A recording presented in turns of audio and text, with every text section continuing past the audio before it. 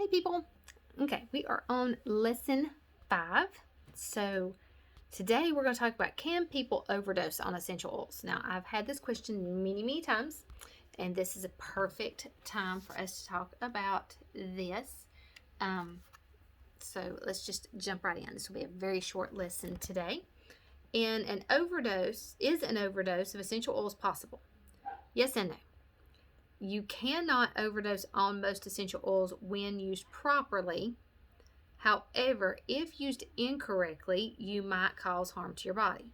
As a more common example, a person may get sick from ingesting continually over several days in an essential oil that is not for consumption. One common oil that I see people ingesting that should not be ingested daily, only in small amounts now and again, is tea tree oil. Even though in the past it has been listed as a generally recognized as safe oil by the FDA, it is high in terpenes, which are hard on the kidneys and the liver when you ingest it. It is fully okay in small quantities, but just don't start ingesting 4 to 10 drops a day every day. So be smart, read your labels on your bottles, because most of the bottles have like what you can do with them. And when using certain essential oils topically, you may use too much and have dermal reactions. So let me have a disclaimer here that when I'm talking about essential oils, for me, now, like you, I only know about Young Living.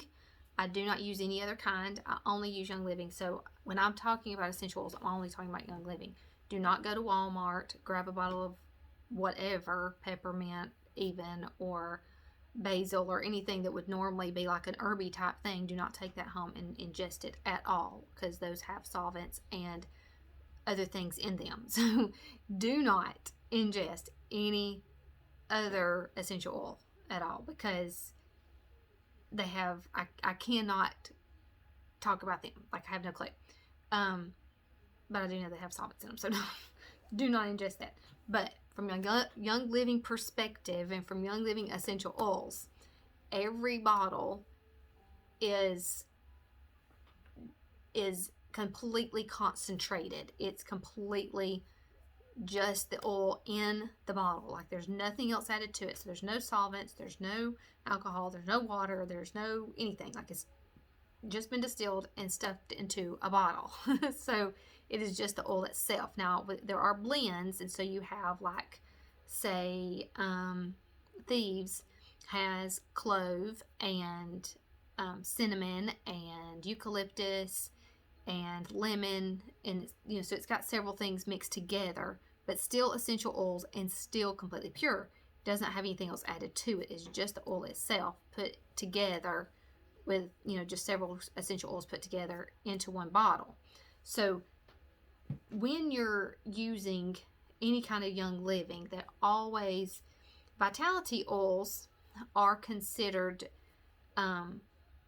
good to ingest. Like, those are fine to ingest, and so those are labeled with white labels with the name on it, and those are considered okay to ingest. Now, if you buy a bottle of lemon vitality, it's going to be in a small white bottle. If you buy just a bottle of lemon, just a regular bottle of lemon, it's in a big yellow bottle. Both are the same. Still can ingest both. They're still the same. But the FDA wanted them to be, for people to be able to recognize what oils needed, like you could be ingested. It is still the same exact oil. It's not anything different. But be very aware that I'm not saying go ingest any other oil other than Young Living. So, but when we talk about Young Living, a lot of times people are talking about that peppermint's not good for your animals, that lavender is not good to use on boys. Those kind of things pertain to other companies. Okay, they're not pertaining to a Young Living oil at all. Young Living is completely just the oil. Now, a lot of times when you like lavender. Lavender's a perfect example. I have used lavender, like I will get burns, like when I'm pulling stuff out of the stove or off the oven or something, I'll burn myself. You can put lavender, Young Living lavender on your arm, and it helps that burn. It really makes it, if it takes that burn out, it makes it not scar, and it feels much better, and it takes that sting. But when you buy lavender from Walmart or Target or one of these other random places, a lot of times those are lavandin. Totally different. Just because it sounds a lot alike, it is nowhere near the same. Lavandin almost has a camphor type effect. So if you put lavandin essential oil, now it's going to say lavender on the bottle, but when you flip it over and you read ingredients on it, it's going to say lavandin, and may even have like alcohol. It may just say there's water. It may, like it will have like whatever ingredients are in there. It may have fragrance added to it, those different types of things. But the lavandin does not do the same thing as lavender. So always be aware of that. The lavender is actually very good for your body. It's not going to hurt your boys in their growth process at all. Lavandin can. It's going to have a different effect. It's a totally different, even though it's kind of sort of in the same family, but it's nowhere near the same whatsoever. So do not look at lavandin and go, oh, well, that's a type of lavender. It's not. So that is where there is a huge difference. When you're talking about like the peppermints on the animals, same thing. It's not necessarily the peppermint itself that is bothering the animals or killing them. It's things that are else that's in whatever you're using. You have to be aware of what, just like you're using on your family or your kids, you have to be aware of what you're putting in your home, on your bodies, and everything, especially when you're diffusing things. You've got to think about what you're putting in that diffuser.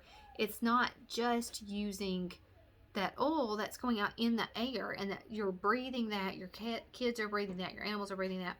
Whenever you're using any essential oil, Young Living or otherwise, always, it's okay to use it around your animal. Like my animals are in here all the time. I use my oils constantly.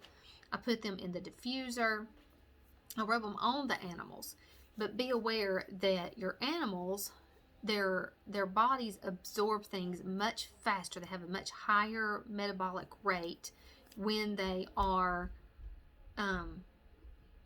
when you do anything to them. Like their little bodies have a much higher metabolic rate, and so they absorb things faster. So when you're using any oils on them, you want to use a smaller amount, just like you would on kids, like maybe 1 drop with like 5 or 6 drops of a carrier. Now carrier oils are like hold on, buddy, just a second. Love you. Carrier oils are things like olive oil, grapeseed oil, jojoba oil, things like that. Those oils are smaller molecular structure as well, but they're still larger than an essential oil. So when you put those with your essential oil, it helps to break it up a little bit to where your body does not absorb it as quickly. So that helps it to not go in as fast. Same thing as if you are using cinnamon on yourself or on your kids. I made the mistake when we first started using oil. I put straight cinnamon on when my daughter had like that molluscum warts or whatever they're called all over her neck, and they were just everywhere. There's tons of them. And so I looked in my little handy dandy book, and it said that cinnamon was great. It's like, okay. Rubbed it all over her, and she turned blood red, like red. Her body had metabolized it so fast that it started burning, and like, of course, I'm freaking out because I was so very new to this. And so I called my friend, and I'm like, what do I do? She's like, put milk on it. So we just poured milk all over her little neck and held it on her for a few minutes, and then it went away and it was fine. It helped to lessen it down a little bit. But don't do what I did. And think about it, like, it's not going to harm her. She was fine, but it was also burning. So think about those things. If I had thought and put a drop of cinnamon and then a few drops of olive oil in with it and rubbed it around and then put it on her neck, then it wouldn't have burned, because the larger molecular structure of the olive oil would have dissipated that the cinnamon a little bit and spread it around, made the molecules not be so small, and it would soak in slower and not near as fast. So learned my lesson from that, and I've known better since then. But now, like, a lot of times I can put thieves or cinnamon on the bottom of the kid's feet and just do it straight and it's fine. But you know, if you're putting it anywhere else, add a little carrier with it, because it will help to keep it from burning and not be horrible. But whenever you're using it on your pets, always distill. I keep saying distill. Oh my goodness. Always add a carrier, rub it around really good, and then rub it on their little paws, in between their little paws, and it will really will calm them down. If it's like, like lavender will help them to relax. Any kind of peace and calming is great. Like if they're feeling over anxious or anything, it will help to calm them and help them to relax. It's just really good to help them to feel better when they're in that moment of anxiety and stuff like that. So those are always really good to have around for your little babies, your little animal babies. And if you are just diffusing, I still want to say distill, good grief. If you're diffusing in your room where your pets are, always just make sure they have a door to get out of the room in case they decide that they don't like the smell of it. Mine, you know, they've got a very sensitive smell, so take a minute and let them just go out of the room, or give them that ability. And two, the diffuser is, you know, if it's in a small room, it's going to fill the room a lot more. So allow them that space to get out when they want to, and that will help them to feel better. So I hope that's helpful. Those are just a few little tips that I have learned that really does make a difference. And it's not about overdosing as much as being aware of how to use them and being more cautious when you're using your oils and not just going overboard with it. Because I've never, as much as I've used them, like we use them every single day, and I use gobs and gobs and gobs, and I've never overdosed anybody at all. And I've even had them to my kids to actually drink bottles on accident.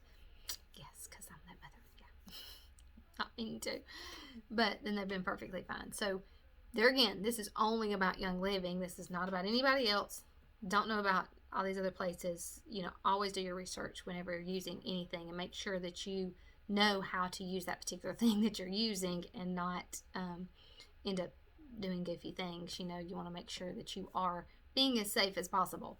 So I hope that is helpful, because these are things that I did not know in the beginning, and I had to go research and find out. So hopefully this will help you to understand some of these things as you begin to get further into your oily journey. So I love you, and I hope you have an amazing weekend, and I'll talk to you soon.